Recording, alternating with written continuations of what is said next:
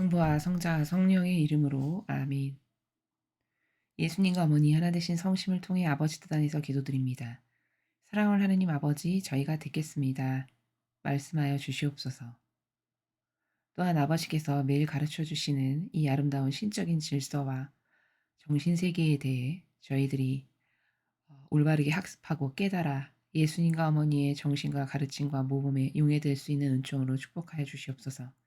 그리하여 과거 자아의 종으로 살아가던 역겨운 저희 자신이 이제 진리의 나라에서 본연의 자신을 찾고 아버지께 올바른 반향을 드릴 수 있는 영혼들이 될 수 있도록 축복하여 주시옵소서. 이 모든 기도 우리 주 예수 그리스도의 이름으로 기도드리나이다. 아멘. 성부와 성자와 성령의 이름으로 아멘. 안녕하십니까? 하나님의 뜻성교의 피아수녀입니다. 오늘도 여러분들과 함께 하나님 아버지께서 성경 말씀 안에 담겨져 있는 아버지의 신적인 질서의 나라에 대해 함께 학습해 보도록 하겠습니다. 2021년 10월 18일 월요일입니다. 루카복음 10장 1절에서 9절까지 말씀입니다. 주님 영광 받으소서. 그때 주님께서는 다른 제자 72명을 지명하시어 몸소 가시려는 모든 고을과 고장으로 주님의 앞서 둘씩 보내시며 그들에게 말씀하셨다.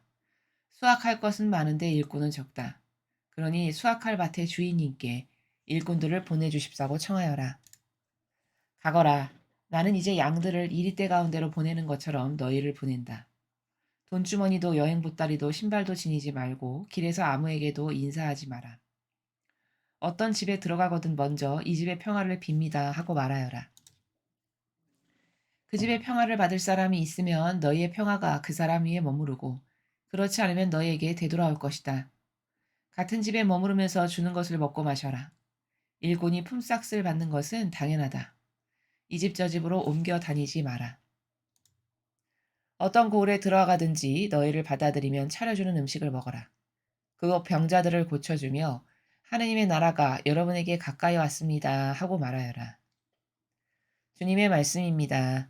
그리스도님 찬미합니다. 예, 오늘 이 복음의 내용은 아버지의 뜻을 행하는 주님의 일꾼들이 하느님의 뜻을 행하는 수칙이랄까요? 아버지의 뜻을 행하는 어떤 정신, 그런 것에 대해서 예수님께서 지금 가르쳐 주시는 그 차원의 나라입니다. 전체 내용을 요약 정리해서 한 문장으로 먼저 말씀을 드리면 어떤 인간적인 것에도 네가 의탁되어 있지 않을 환경을 만들어라. 이 말씀이시거든요. 그러니까 여기 이제 중간에 보면은 뭐 신발도 가져가지 말고 여벌옷도 가져가지 말고 뭐 여행 보따리도 지니지 말고 그러니까 그 말씀은 예수님께서 제자들을 사랑 안 하셨나 봐. 참 아버지는 야박하시기도 하셔. 그게 아니라 어떤 인간이라는 존재적 한계를 너무 잘 아시는 거죠. 예수님께서. 인간이라는 존재의 한계는 그저 조금만 어떤 의탁할 게 있으면 어떤 믿을 만한 게 있으면 그걸로 자만하고 그걸로 배내미는 이런 속성을 가지고 있다라는 이 나약한 한계성을 너무 잘 아시기 때문에 그러면 아버지 일을 할 때 그런 속성에 좌우되고 지배되면 하는 것마다 부작용이겠죠. 아버지의 뜻을 이루어 드리기는커녕 내 자아가 원하는 거, 내 기호, 내 정서, 내 판단대로 내 멋대로 아버지의 뜻을 행하겠죠. 그럼 차라리 행하지 않는 것만도 못한 부작용과 오히려 마귀가 좋아지는 것만을 하기 십상이기 때문에 지금 예수님께서 말씀하시는 나라는 그렇게 되지 않게 하려면 최소한의 것만 너의 육이 죽지 않고 이 생명을 유지하는 데 있어서 필요한 최소한의 것만 지니게끔 하시는 이유가 바로 거기에 있는 겁니다. 이 자아에 지배당하는 인간의 속성이라는 건요. 아주 단적인 예를 들면 이런 게 있습니다. 예를 들어 돈 1원 한 푼 없는 거지가 단돈 수중에 10만 원이 딱 생기잖아요. 그럼 10만 원을 딱 주머니에 넣는 순간 이 거지의 이 내적 마음의 상태가 어떻게 되냐면 벌써 부자가 된 것 같고 뭔가 이것 때문에 든든하고 이러한 자만심이 싹 올라옵니다. 이 내면에서.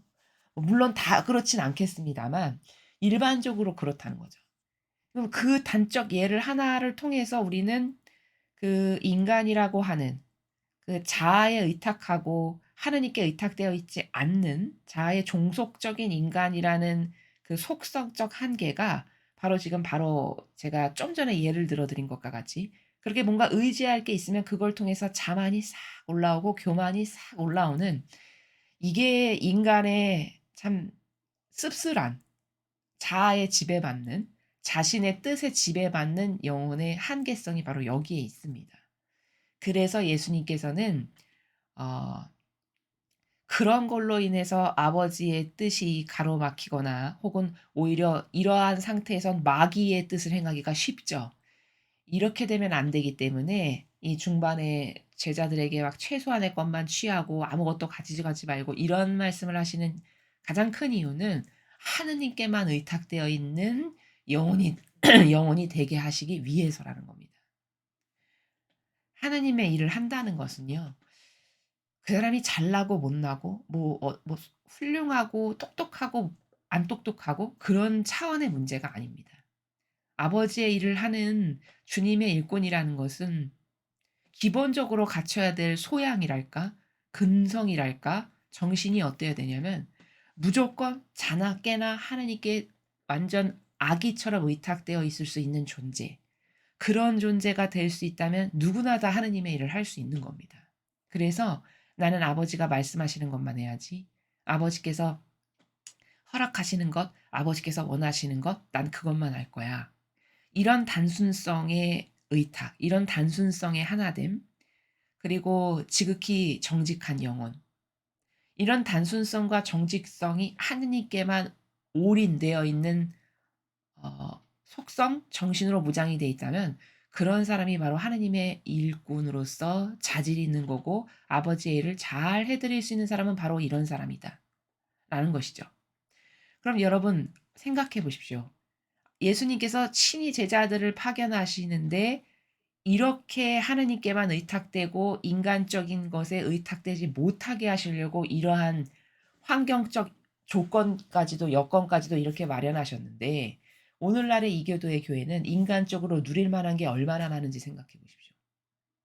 걱정거리, 근심거리 하나도 없습니다. 왜? 모든 것이 공짜로 제공받거든요. 그냥 모든 풍요, 모든 영예, 모든 영광, 모든 칭송, 모든 존경, 사랑 다 내 거. 이 정도로 예수님은 극도로 배제시키셨는데 얼마나 다른 모습일까요? 그쵸? 그러니까 그런 상황에서 살아갈 때는 마귀의 밥이 되기가 너무 쉬운 거죠. 한없이 나약한 그 인간적 속성을 아시기 때문에 "너 가져가는 것도 겨우 입으로 타나. 너 보따리도 가져가지 말고 신발도 가져가지 말고 돈주머니 이런 거 일체 아예 아무것도 가져가지 마라. 겨우 걸치로 타나 네가 근근히 가서 어 살 수 있는 그런 최소한의 여건만을 가져가라고 말씀하시는 거잖아요. 그러면 그런 영적 환경을 구현해야만 겨우 제자로서 하나님의 일꾼으로서 똑바로 일을 할 수 있다라는 뜻이시죠.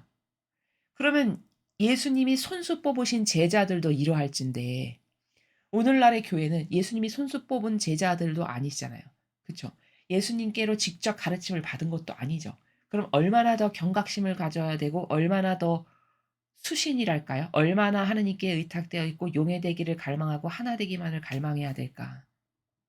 그런데 주어진 환경이나 여건이나 누리고 있는 모든 것이 너무 거저, 공짜, 다 내 거, 그리고 영혼의 우상으로 왕처럼 살고 이런 환경 자체가 이미 영적이지 않다는 반증이고 이미 아버지의 뜻을 행하는 기본적인 어 소양, 기본적인 자세, 기본적인 속성이 되어 있지 않다는 뜻이죠. 반증입니다.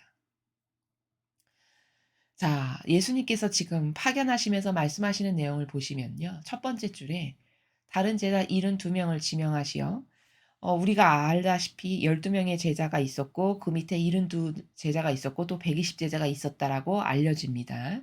이제 그중에 오늘은 72명의 제자를 둘씩 짝져서 여기 둘씩 보내시며라고 말씀하시죠. 예수님께서 가시기에 앞서 미리 파견하시는 거죠. 제자들을 먼저 둘씩 짝져서. 왜 둘씩 보내셨을까? 여러 가지 이유가 있지만 음 혼자 다니면 위험하기도 하거니와 이 사람이 만약에 어떤 사명을 행하다가 잘못됐으면 뭐 어떻게 잘못됐는지 어디서 잘못됐는지 소식을 전하는 길이 요원하죠. 그치만 둘씩 짝을 지면 서로 보완 관계도 되고 위험 상황에서 서로 지켜줄 수도 있고 이런 장점도 있고 또 둘씩 파견했다는 것의 내용은 사명을 행하는 것 자체가 이렇게 두 사람이 하나 되어서 아버지의 뜻을 중심으로 이 두 사람이 하나 되는 가운데 사명을 행하는 거다라는 그 의미의 목적성으로 또 둘씩 보내신 이런 이유들을 발견할 수가 있습니다. 자, 그러면서 말씀하시기를 "수확할 것은 많은데 일꾼은 적다. 그러니 수확할 밭의 주인님께 일꾼들을 보내주시라고 청하여라. 얘들아, 너희들이 인제 둘씩 짝져서 내가 갈 길에 앞서서 아버지의 뜻을 행하러 갈 텐데 이 전 세상에 행해야 될 아버지의 뜻을 행할 복음도 선포해야 되고 여러 가지 일은 많은데 일꾼은 적으니까 너희들이 아버지께 기도하거라. 일꾼들을 보내 주십시오. 이렇게 기도해라." 말씀하시는 것이죠. "가거라. 나는 이제 양들을 이리떼 가운데로 보내는 것처럼 너희를 보낸다. 돈주머니도 여행 보따리도 신발도 지니지 말고 길에서 아무에게도 인사하지 마라." 제가 서두에 말씀드렸다시피 4 절의 내용이 바로 오늘 이 복음의 핵심 내용인데 "인간적인 것을 네가 지니고 있으면 내 일꾼이 되기에 합당치 않다." 이 말씀이세요. 그러니까 인간적이라고 하는 속성은 철저히 배제하시려고 하는 그 의지를 4 절에서 볼 수 있다라는 거죠. "어떤 집에 들어가거든 먼저 이 집의 평화를 빕니다 하고 말하여라. 그 집에 평화를 받을 사람이 있으면 너희 평화가 그 사람 위에 머무르고 그렇지 않으면 너에게 되돌아올 것이다." 이제 사명을 행한다는 거는 세상의 사람들 가운데에서 행할 수밖에 없는 거잖아요. 복음을 선포하는 것도 그렇고 여러 가지. 뭐 아버지 일을 한다는 게 백성들에게 아버지 양들에게 전하는 일이다 보니 자, 그러면 가장 먼저 아버지의 양들을 만났을 때 먼저 그들의 평화를 빌어 주라는 거죠. 그런데 그의 자유의지가 거부했어. 그러면 그가 거부했으면 그 평화가 너에게 돌아올 거다. 그러나 그가 거부하지 않아. 하나님을 수용하고 받아들인 사람이야. 그럼 너가 빌어준 축복이 그 가정과 그 영혼에게 머무르게 될 거다. 이런 말씀이시죠? 같은 집에 머무르면서 주는 것을 먹고 마셔라. 일꾼이 품삯을 받는 것은 당연하다. 이 집 저 집으로 옮겨 다니지 마라. 어, 이 아버지 일을 하는 데 있어서 이게 세상 가운데 사람들 가운데서 하는 것이다 보니 여기에는 악이 낄 확률이 굉장히 많겠죠. 그죠? 왜? 그들이 다 영적인 사람들이 아니잖아요. 세상에 살아가는 대다수의 사람들이. 신적인 질서를 아는 것도 아니고 진리를 아는 것도 아니고 다 자아의 종으로 살아가는 각각의 사람들이란 말이죠. 그러면 그들 안에 다양한 인간적 사고방식을 통해서 악이 무수히 역사할 가능성과 경우의 수가 많다는 것을 아시는 거죠. 그래서 그 악으로부터 제자들을 보호하시려고 그 인간적이다라고 하는 악으로부터 보호하시는 수단이 여러 가지 지니고 가지 말라는 것. 그다음 두 번째는 한 집에 머무르라는 거예요. 같은 집에 머무르라는 건. 아버지의 일을 하다 보면 이 인간적 한계가 밥을 먹어야 되고 잠을 잘 수밖에 없는 것이니 신세를 질 수밖에 없다는 것이죠. 자, 그런데 네가 신세를 지는 건 네가 아버지의 일을 행하는 거니까 당연한 거야. 일꾼이 품삯을 받는 건 당연한 거니까. 그치만 그렇다 해도 네가 이 집 저 집으로 옮겨 다니면서 하느님의 일을 하는 건 좋지 않다는 거죠. 왜? 이 집 저 집을 옮겨 다니면서 일을 하다 보면 말이 많이 나오겠죠. 그쵸? 이 집에서 이 하느님의 일꾼을 보았을 때 어떻더라 저떻더라 이런 다양한 그들의 어떤 이상한 관심사에 의해서 돌출된 다양한 소문들이 이 집 저 집에서 마구 나올 수 있겠죠. 그럼 이제 그런 걸 타고 마귀가 역사하기 시작하는 거거든요.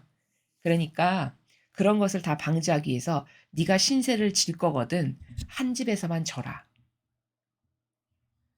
대신 이런 거예요. 그 신세를 지는데 그 사람이 진짜 하느님의 일꾼이다. 예를 들어 그럼 아버지께서 그 하느님의 일꾼을 하느님의 일꾼으로 받아들여서 그 집에서 어떤 것을 베푼다면 아버지께서 그 하느님의 일꾼을 받아들여서 여러 가지 사랑을 베푼 그 자녀를 가만히 두실까요? 반드시 그 자녀에게도 주시는 축복이 있으시다는 거예요. 왜? '아 내 일꾼을 저렇게 받아들였어. 내 일꾼을 내 일을 하는 내 아들 딸들을 저렇게 받아들여서 하나님의 일꾼을 일꾼으로 대접했단 말이지. 그래 너에게도 돌아갈 상급이 있을 거다.' 자 이건 어디에 나오는 원리냐면 예수님이 이렇게 말씀하시죠. "네가 진짜 하느님의 일꾼이라고 생각을 해서 누가 너에게 물 한 잔을 줬어. 그러면 물 한 잔을 준 그 사람이 받을 상급이 반드시 있을 거다." 이렇게 말씀하시죠.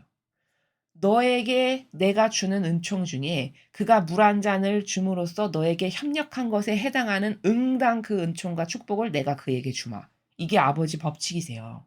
아버지의 신적 질서고. 그렇다면은 한 집에서 어쨌든 신세를 지는 것이잖아요. 아무리 뭐 품삯을 받는 것은 당연하다 하셨지만 그러면 그 신세 지는 것에 대한 은총을 아버지께서 어 그냥 거저로 돌려보내시냐? 그렇지 않으실 거라는 거죠. 그 원리에 근거한다면. 자, 이것을 하나 알 수 있고요.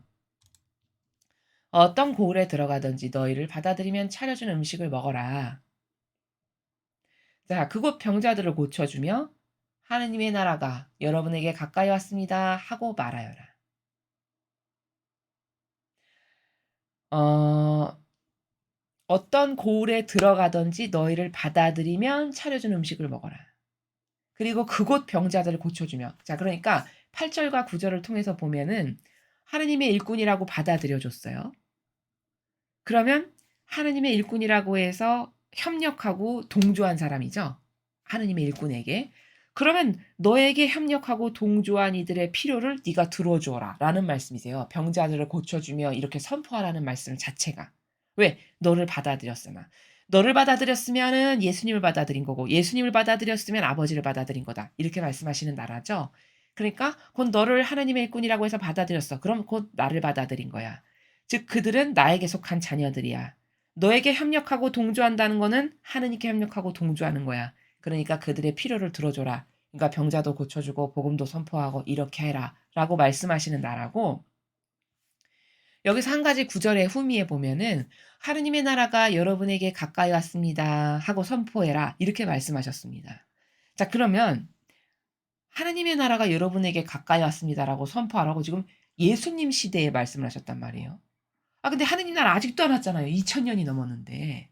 그럼 아니 하느님의 나라 온다고 저 때도 선포하는데 2000년이 뭐야? 2000년이 넘었는데 아직도 안 왔는데 도대체 언제 온다는 거야?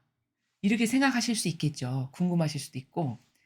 자, 예수님께서 지금 후미에 말씀하신 하느님의 나라가 여러분에게 가까이 왔습니다. 이렇게 선포해라.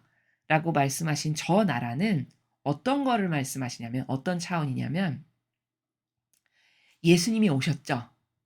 그쵸? 그리고 예수님이 오셨다는 것은 이제 산 희생 제물로서 아버지께 영예로 여기시면서 자신을 내어 바치실 거기 때문에 하늘과 땅의 소통 관계 통로가 뚫린 이런 엄청난 영적으로는 구약 시대하고는 상상도 할 수 없는 허들이 하나 확 뛰어넘는 발전이 되는 시대란 말입니다.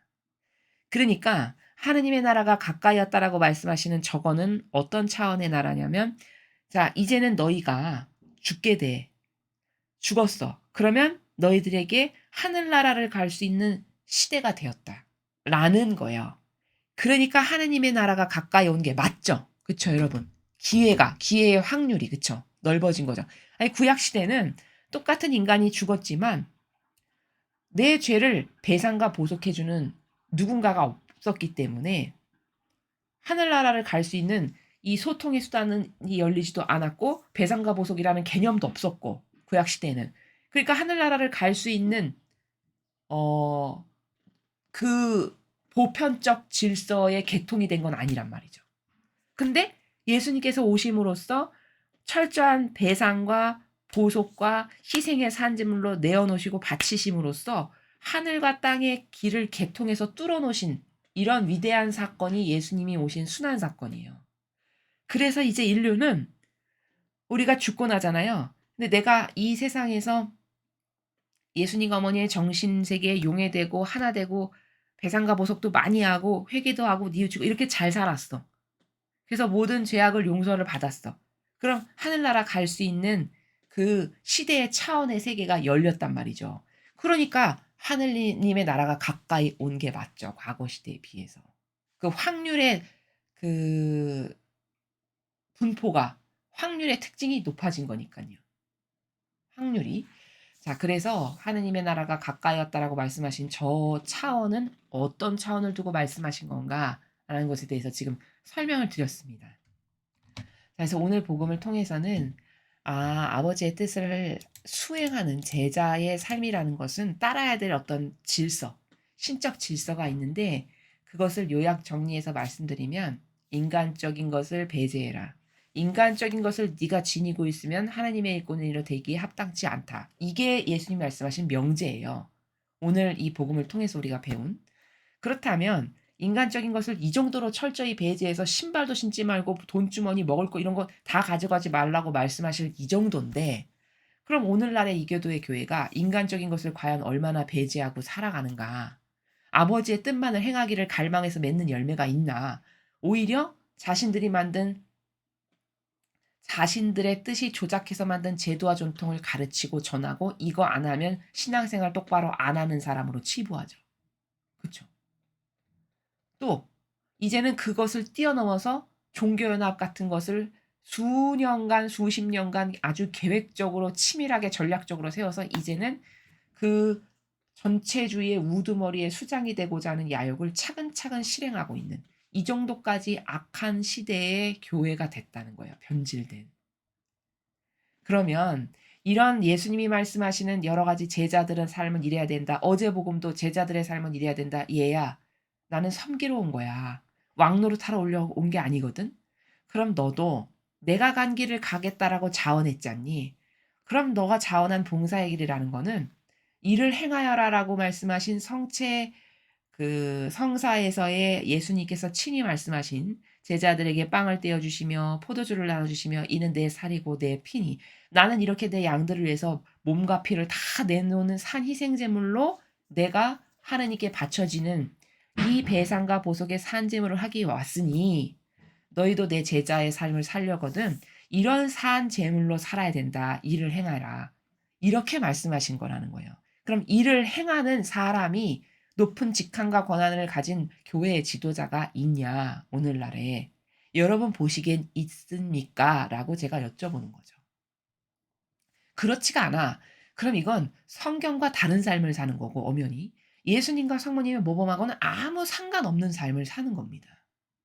그런데 아무 상관이 없고 영혼의 어 그 양들의 양젖을 짜먹고 양 가죽을 벗겨서 옷을 해 입는다라고 예수님이 말씀하시잖아요. 그리고 도둑과 강도라고 말씀하시고 영혼의 우상으로 살며 왕처럼 행세하며 그럼 완전히 예수님이 어저께 말씀하신 행간의 나라하고는 정반대인데 도대체 무엇에 근거하여 정반대로 사는 그들에게 가서 맹종하고 맹신하는지. 이건 심각한 유치원생도 조금만 생각해 보면 이상한데? 다르다. 내가 배운 것하고는 다른데? 모범하고는 다르네? 조금만 생각해 보면 알 수 있는 것이라는 것이죠. 근데 그 맹독성의 열매를 누룩으로 수십 년 받아 먹으면 그걸 정상으로 생각하고 그 부족함을 받아들이는 게 마치 하느님을 사랑하고 공경하는 것처럼 이렇게 착각 속에 빠져들게 한다라는 이런 무서운 진실을 이런 무서운 사실을 객관화를 이렇게 시켜서 인식해야 되는데 그런 인식을 할 수 없다면 나는 지금 악에게 심각하게 물들어 있는 상태고 내 사고방식 안에는 악이 살아가는구나 라는 것을 깨달을 수 있어야 한다라는 것을 여러분에게 말씀을 드립니다. 이상으로 2021년 10월 18일 월요일 복음 해설을 마치겠습니다. 감사합니다.